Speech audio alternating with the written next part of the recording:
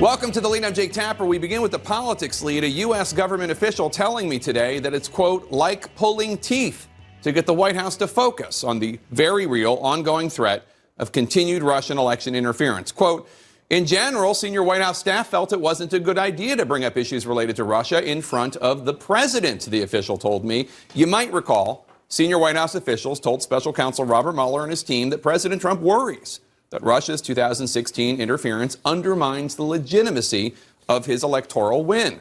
Now, this government official told me that the Department of Homeland Security tried repeatedly over the last year or so to set up more cabinet-level meetings on the subject leading up to the midterms and after the midterms.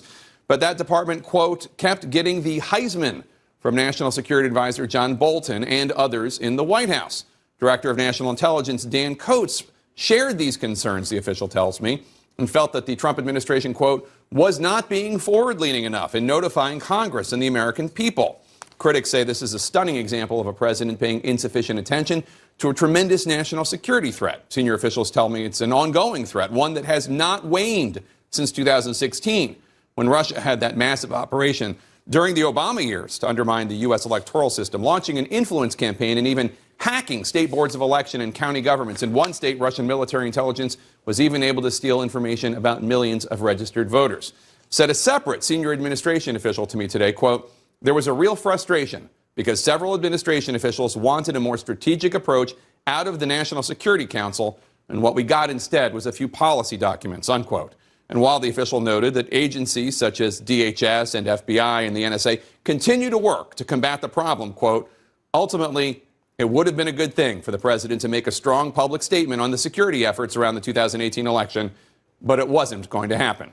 Said a spokesman for the NSC today, any suggestion that this administration is giving less than a full-throated effort to secure America's elections is patently false, but that's not really the question. Obviously, many administration officials are working hard to combat this. The questions are, why haven't there been more than a couple senior levels principals meeting to coordinate this response government-wide? And why is President Trump so willing to use his bully pulpit to attack cable news anchors or Saturday Night Live comedians? Why is he so unwilling to do so on this issue related to his job, related to national security? CNN's Caitlin Collins now explains there's not even agreement about this within the White House. Today, the White House is on defense after the New York Times reported Chief of Staff Mick Mulvaney warned former Homeland Security Secretary Kirstjen Nielsen not to bring up concerns about Russian interference in the upcoming election with President Trump because it wasn't a great subject. Mulvaney disputing that account today, but not denying it, adding that the Trump administration will not tolerate foreign interference in our elections.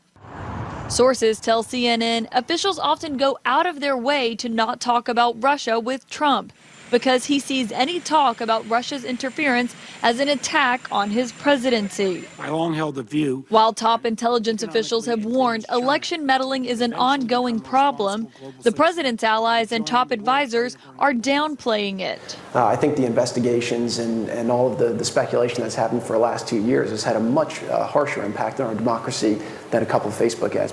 While the president may not want to talk about election meddling, he is welcoming another fight. Well, we're fighting all the subpoenas. Look, these aren't like impartial people.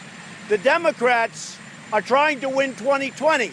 The White House is now challenging congressional Democrats on nearly every front, including missing a deadline to hand over Trump's tax returns, instructing officials not to show up for scheduled testimony, and now trying to block a subpoena for former White House counsel Don McGahn. Trump comparing Democrats' attempts at oversight to the special counsel's investigation. I thought after 2 years, we'd be finished with it. No, now the House goes and starts subpoenaing. They want to know every deal I've ever done. But Democrats don't seem worried about his promise to fight. We will go to court. The courts will rule for us. But the Trump administration is just engaged in a delay tactic to kick the can down the road. On Twitter today, the president claimed if the partisan Dems ever tried to impeach, I would first head to the U.S. Supreme Court. But it's Congress that is responsible for initiating, overseeing, and executing the impeachment process, not the courts. Now, Jake, back to that interaction between Nielsen and Mulvaney. A White House official pointed out today that that occurred at a time when the president was hyper-focused on the border, and it shouldn't be read as this implication that the president is not taking election security seriously. But on that note, we should note that it's been almost 9 months to the day since it's been publicly disclosed that the president was holding a meeting with cabinet-level officials on election interference. Jake. All right, Caitlin Collins at the White House. Let's chew into this. Amanda, we have two different competing versions of why the president and the White House have not been as engaged in the